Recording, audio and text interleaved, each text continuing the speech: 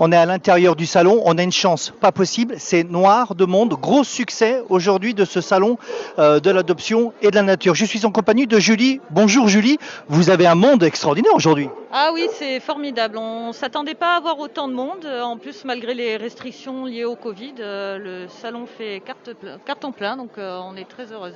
Alors, on sait que c'est un salon dédié aux chiens et à la nature, mais il n'y a pas d'éleveurs, il n'y a pas de particuliers aujourd'hui, c'est que des associations, c'est ça? Oui, c'est entièrement des associations. Donc vous avez des animaux issus de la rue, des animaux issus de sauvetage, des réformés des fois d'élevage aussi, les éleveurs qui se débarrassent de leurs chiens qui ne leur servent plus. Donc c'est tous des animaux à sauver. D'accord, c'était une deuxième vie pour un animal. C'est ça, c'est leur seconde chance dans la vie d'avoir une vraie famille qui les aime et qui s'en occupe bien. Dans ce métier de l'animal, vous plus dans le sauvetage, il y a des tensions entre particuliers, éleveurs et associations de secours? Les éleveurs, des fois, reprochent un peu certaines choses aux associations qui dénoncent certains élevages, les élevages en usine, voilà, les chiots importés des pays de l'Est, tout ça. Mais sinon, en règle générale, ça se passe bien. Les particuliers savent faire la différence entre un éleveur et une association. D'accord. On va se balader un petit peu dans les rayons. Alors, le travail d'une association animale, c'est de récupérer des animaux, vous l'avez dit, errants ou des fois maltraités, c'est ça? Oui, tout à fait. Donc, il y a des saisies de maltraitance, il y a des chats sortis, des animaux sortis de la rue. Alors, est-ce que maltraitance, ça veut dire que les forces de police vont taper chez quelqu'un en disant votre chat maltraité, je l'embarque ou comment ça se passe? Voilà, il y a des gens qui signalent des cas de maltraitance et la police se déplace avec une association pour procéder aux vérifications et éventuellement à la saisie des animaux maltraités. C'est un peu ce que fait l'association Stéphane Lamar, c'est ça? Oui, voilà. À plus petite échelle ici dans le coin, on a moins de grosses associations, mais c'est la même chose, ouais. D'accord. Soit des chiens. Est-ce qu'il y a des propriétaires de chiens qui viennent vous voir, Julie, en disant on voulait bien faire, mais on est débordé pour récupérer ce chien? Oui, ça arrive bien sûr, hein. Les refuges sont pleins de chiens abandonnés adultes, de gens qui se sont sentis dépassés, qui n'ont des fois pas su écouter aussi les conseils qu'on a pu leur donner. Voilà, donc oui, il y a beaucoup de propriétaires qui abandonnent leurs animaux aussi. Parce que Julie, oula. Et ils sont un peu des fois agacés de rester en cage, on peut les comprendre. On va se mettre là, Christian. Dans un monde parfait, Julie, votre travail, il ne devrait pas exister normalement, si je ne me trompe pas. Ah non, dans un monde parfait, les gens devraient prendre un animal et le garder 15-20 ans jusqu'à la fin de sa vie, peu importe qu'il déménage, se sépare. Pour moi, il n'y a pas vraiment, il y a très peu d'excuses à l'abandon d'un animal. Ok, donc moi là, si je le déclic, si je veux un chien, ça fait 2 ans, quel est mon premier réflexe? Qu'est-ce que je dois faire? Je regarde les petites annonces, je fais quoi? Alors, vous regardez les associations dans votre coin, vous prenez contact avec elles et elles auront toujours un animal qui peut vous satisfaire et aller avec votre mode de vie. D'accord, ces animaux que vous récupérez par les différents biais que vous nous avez expliqués, ils sont tous en bonne santé dans les assos? Alors là, par exemple, pour le salon, donc les animaux sont tous venus avec un certificat de bonne santé. Et une vétérinaire, le docteur Bloom, est venu faire une visite sanitaire entre 11h et midi et demi pour vérifier l'état de santé de chaque animal, l'identification, les vaccins, les carnets de santé, la totale.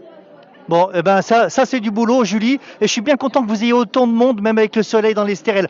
Merci pour votre accueil, on va déambuler dans votre salon. Et puis, alors peut-être effectivement, vous voulez nous présenter une personne Une peut-être? association locale de Saint-Raphaël qui fait beaucoup de sauvetage, qui trappe les chats dans la rue, qui stérilise, qui est vraiment à fond dans les sauvetages. D'accord.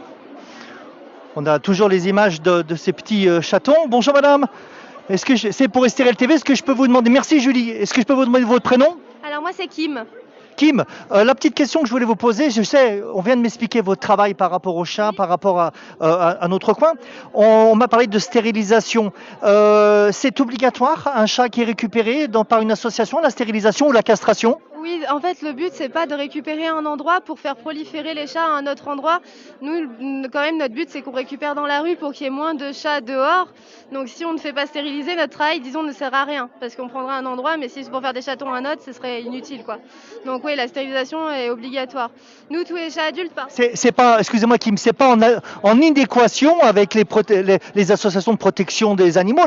Ils sont d'accord pour cette castration ou cette stérilisation. C'est positif pour un animal. Ah, oui, parce que déjà, un chat mâle, va déjà, niveau hormonal, il va se sentir mieux parce qu'un chat en rut, il va marquer, ils sont plus à l'aise quand ils sont stérilisés. En général, c'est bien pour l'animal, c'est bien pour le maître, hein, parce que même une femelle en chaleur, c'est pas non plus... D'accord. Et si moi je fais stériliser mon chat ou castrer, est-ce que pour autant il va être sensible aux maladies après? Est-ce que ça va lui changer son comportement ou est-ce que ça entraîne des changements de comportement chez l'animal? Alors, changement de comportement, il va plus y avoir les comportements de chaleur, mais sinon, un chat affectueux ne va pas devenir sauvage. Sa personnalité, ça changera rien. Après, niveau maladie, ça empêchera les maladies sexuellement transmissibles. Ça, c'est sûr, un chat stérilisé, du coup, n'attrapera pas le sida du chat ou d'autres maladies qui peuvent se transmettre par les rapports sexuels. D'accord. Si on veut adopter un chat chez Riviera Pets, ça va beaucoup plus vite que chez un éleveur ou chez un particulier? Alors, plus vite ou... Alors, moi, je suis contre les particuliers parce que bon... Alors, et après, il y a des bons élevages, donc après... Alors, c'est la question, est-ce qu'un particulier est un professionnel ou pas? Non. C'est pour ça, c'est qu'un particulier, déjà, niveau légal, le chat ne part pas identifié, alors que maintenant, c'est la loi. Et un particulier qui demanderait du coup des frais pour rembourser l'identification qui est obligatoire n'aurait pas le droit d'encaisser cet argent parce qu'il n'est pas professionnel. Donc, il y a déjà ça. Après, ou alors, il faut qu'il ait un numéro de SIRET, c'est ça? Il a un numéro de SIRET, mais dans ce cas, il faut qu'il s'enregistre en tant qu'éleveur, donc il n'est plus particulier. Et après, est-ce que ça va plus vite? Ça va dépendre des animaux parce que des fois, nous, on a des chatons qui ne sont pas encore sevrés, qui sont proposés à l'adoption. Dans ce cas-là, l'adoptant devra attendre que le chat soit disponible, qu'il ait eu tous ses soins vétérinaires et après, il pourra le rejoindre. Après, on a des chats qui sont tous disponibles tout de suite. Après, ça dépend des animaux, quoi. Et alors, là, vous nous avez amené c'est votre chouchou? Ça, oui, c'est Dolce. Dolce, dis donc, il est très citadin. Dolce, vous me présentez nos petites... C'est une femelle. Alors, c'est une femelle qui vient d'un particulier ou qui était dans la rue? De récupérer dans une maison qui était abandonnée avec une vingtaine de chats. Donc, elle a été récupérée gestante et avec le stress, elle a mis bas prématurément et ses chatons n'ont pas survécu. Et voilà, elle n'est pas très à l'aise. C'était une chatte qui était complètement sauvage à la base et maintenant, elle est très très gentille. D'accord. C'est tradition bête et stupide. D'ailleurs, on dit les chats noirs portent la poisse. C'est vrai ou c'est des bêtises, ça? Non, c'est pas vrai. Pourquoi ils porteraient plus la poisse qu'un roux? C'est un peu les adages populaires. Et ouais, elle a l'air d'être bien dans sa boîte. Dolce, elle s'appelle. Et là, vous la proposez à l'adoption? Ça y est, elle est réservée maintenant. C'est réservé. Ok, super. Bon, Kim, bravo pour tout le travail que vous faites.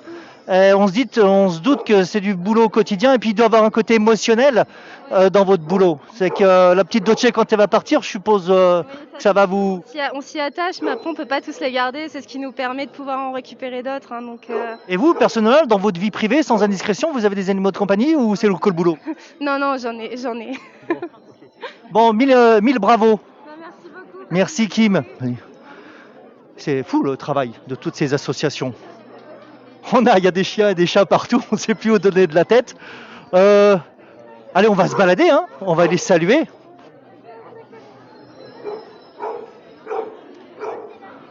Alors, il ne faut surtout pas penser à cette phrase de Madame de Sévigné, avant de rentrer dans le salon, qui disait « Plus je connais les hommes, et plus j'admire les chiens ». Non, ça, il ne faut pas y penser. Il faut plutôt penser à la phrase de Paul Valéry, qui disait « Au commencement, les anges ont le choix entre la fourrure et les ailes ».